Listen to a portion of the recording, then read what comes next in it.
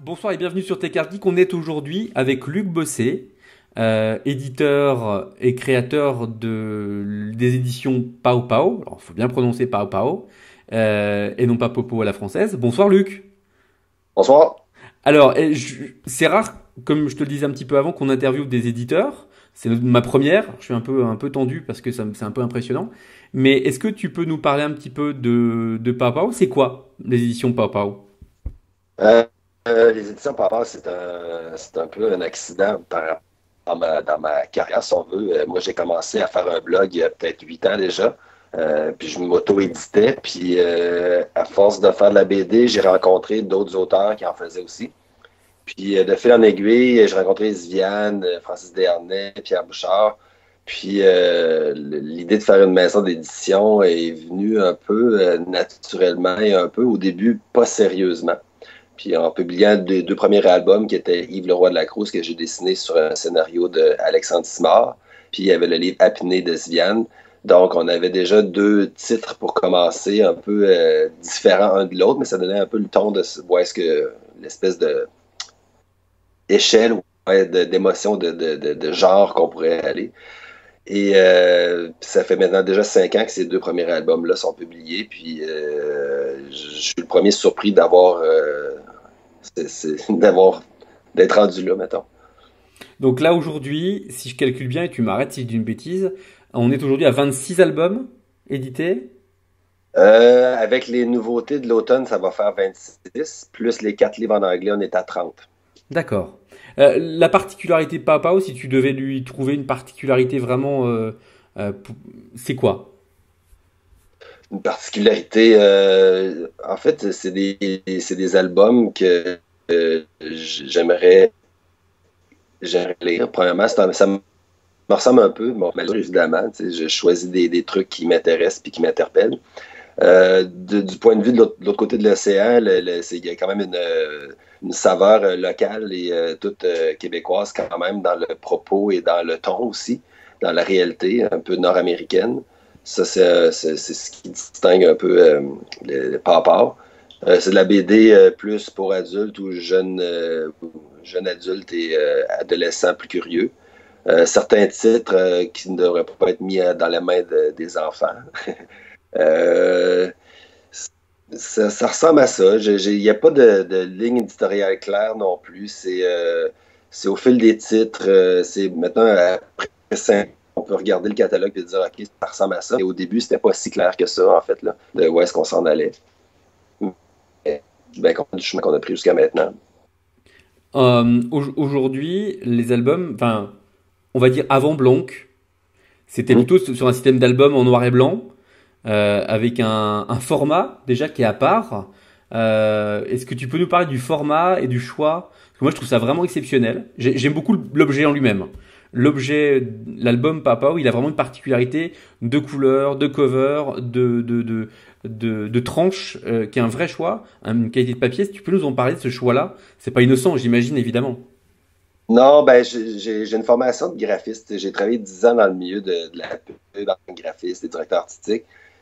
Puis faire des livres ou avoir une cohérence graphique dans l'objet et dans la collection, c'est pas du hasard du tout. Moi, je voulais, parce que évidemment, il y a certains auteurs, dont moi, qui est absolument pas connu, ben, il y a 5 ans. Puis ce que je voulais, mon objectif, c'était d'avoir une collection qu'on les reconnaître par l'objet, puis que les libraires aient le goût de les mettre ensemble. Puis les auteurs plus connus, les titres qui gagnent un peu plus d'intérêt, attirent le regard sur les titres un peu moins connus ou les auteurs moins connus.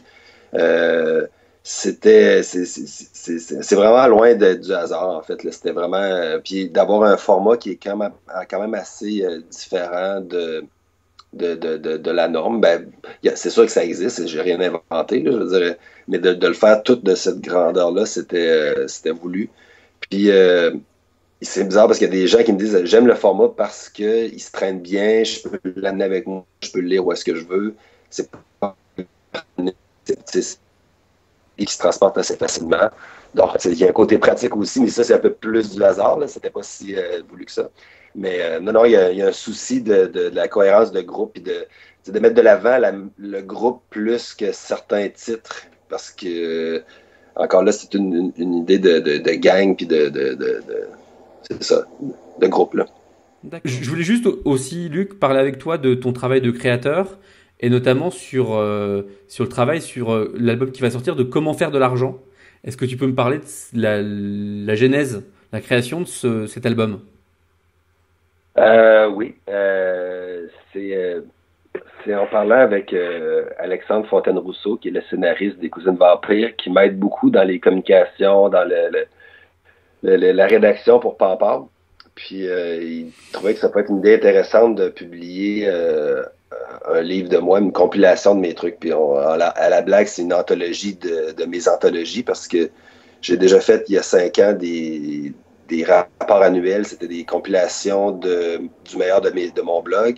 J'ai fait aussi des fanzines brochées, des histoires courtes que j'ai faites pour d'autres trucs, des ateliers que j'avais fait, des trucs.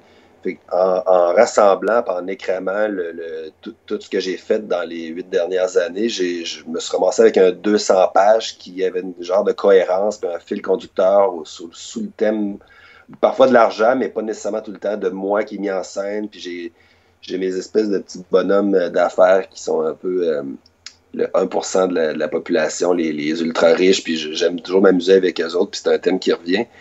Donc, le comment faire de l'argent, c'est un peu une blague sur imprimer des vieux trucs, puis que tu essaies de faire de l'argent avec des vieilleries. Mais je pense que ça se tient quand même. Puis en même temps, le comment faire de l'argent, c'est tout par rapport à... Ça, c'est mon côté ironique de l'industrie de l'édition un peu, puis du marché qui est quand même petit au Québec, que c'est pas facile de faire de l'argent avec la bande dessinée, puis c'est une drôle de façon d'essayer de faire de l'argent. Mais c'est pas un guide pratique de comment faire de l'argent. Les gens vont être un peu déçus s'ils s'attendent à avoir des conseils ou des trucs. Y a un album sur lequel dont je voulais parler avec toi, c'est Centre-Sud, Chronique Centre-Sud. Là, on est vraiment sur un album très américain dans le style. Ça ressemble beaucoup à du Crumb, enfin, sans me tromper. Qu'est-ce que tu peux nous dire sur Centre-Sud? Chronique du Centre-Sud, pardon. La comparaison de Chrome, je l'ai entendu quelques fois, c'est vrai. Peut-être dans le style de dessin. Faut comprendre que Richard fait de la bande dessinée depuis très longtemps, dans les années 90, fin 80 a commencé.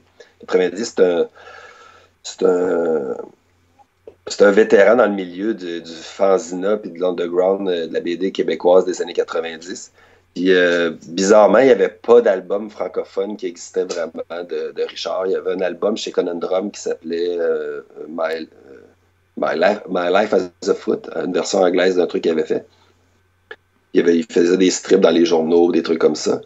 Donc, d'avoir une proposition de ce gars-là qui m'a proposé son manuscrit, j'étais vraiment flatté parce que, premièrement, faut que les gens connaissent l'œuvre de Richard Suicide parce qu'il y a vraiment cet album-là est génial. Là. Puis ce qu'il raconte, c'est un peu... ce qui est intéressant de cet album-là, c'est qu'il a toujours vécu un peu dans le centre-sud depuis qu'il est assez jeune. Puis c'est pas le quartier le plus bourgeois de Montréal. C'est un quartier assez trash, si on veut, avec sa jungle et ses personnages. Puis, mais Richard, il en a fait une histoire qui est quand même assez empreinte d'amour. Puis par rapport à ça, c'est pas du jugement. Puis en même temps, il n'y a pas de filtre. Là, c'est carrément un peu ce qui se passe dans ce quartier-là. Puis j'ai habité dans ce quartier-là, puis je peux confirmer un peu ce qui se passe là. Puis il y a une partie un peu d'archives ou de trucs, parce qu'il parle du quartier il y a quelques années, décennies, puis des bâtiments qui n'existent plus, puis il en parle, puis c'est comme une espèce d'album souvenir du quartier en même temps. Mais ouais, en gros, c'est ça. Là, c'est tout qu'un album.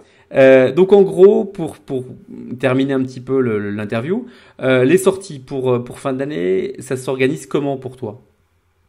Ben, c'est mon album qui sort dans 2 ou 3 semaines, Comment faire de l'argent, suivi de Julie Delporte, Je vois des antennes partout, qui est la version française originale d'un livre qui est déjà paru chez Drawn and Quarterly l'année passée, qui s'appelait Antennas Everywhere. Après ça, il y a comme troisième album pour finir l'année en beauté, c'est le nouvel album de Samuel Quentin qui s'appelle White Horse, qui est la première partie d'un duo. C'est un bon 200 pages de densité de dialogue puis de bonnes niaiseries, de bonnes blagues et comme on a pu voir dans Ville Misérable. Donc, ça ressemble à ça pour nous l'automne cette année. Puis l'année prochaine, il y a encore des affaires intéressantes qui s'en viennent. Michel Hellman, le prochain Michel Hellman, qui est l'auteur de Myland.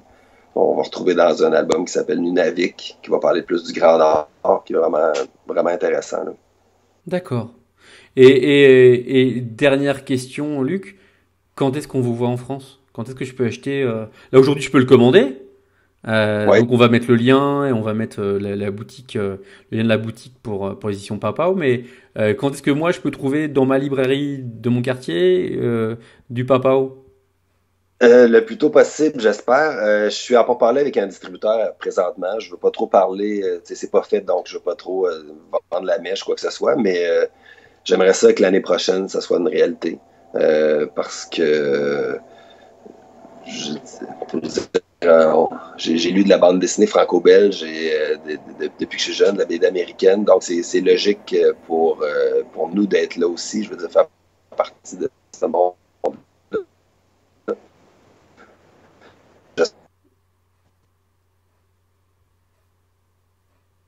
Ok. On a des chances de vous voir à Angoulême? Je suis déjà là en tant que visiteur, mais tant que les livres ne seront pas distribués en France, ça vaut pas tant le coût, le coût COUT, là, d'y être, puis de prendre une table, tu sais, de faire un acte de présence. Donc, tant qu'on n'aura pas de distributeur, ça va être difficile d'y aller à Angoulême, là. J'entends, je comprends. Bah écoute, Luc, on va vraiment te remercier pour le temps que tu as pris pour l'interview, qui était, on y est arrivé, hein. C'était compliqué pour l'avoir cette interview, mais on y est arrivé. Entre la panne mondiale de Skype et les pannes de courant, c'est compliqué, on y arrive. Un grand merci pour toi, une félicitation pour tes albums et la qualité de tes albums et tous tes auteurs. Et puis on espère se rencontrer et suivre l'évolution de Papao à Montréal, au Québec et en France. Par la suite, on sera vraiment ravis de suivre et chaque fois qu'il y a une sortie, on sera ravis de partager et d'en parler chez nous et puis bah, chez vous un petit peu, mais aussi maintenant. On a le petit aussi lectorat maintenant sur Montréal, donc bah, voilà. Bah, un grand merci Luc. Est-ce que tu veux ajouter quelque chose pour conclure ou Lisez de la bande dessinée. ça c'est bon ça. Ok, Luc, merci beaucoup. À Plaisir. bientôt et ben merci pour le temps pris et voilà. Merci beaucoup et à bientôt sur Tag. Merci Luc. Bon. À bientôt, merci.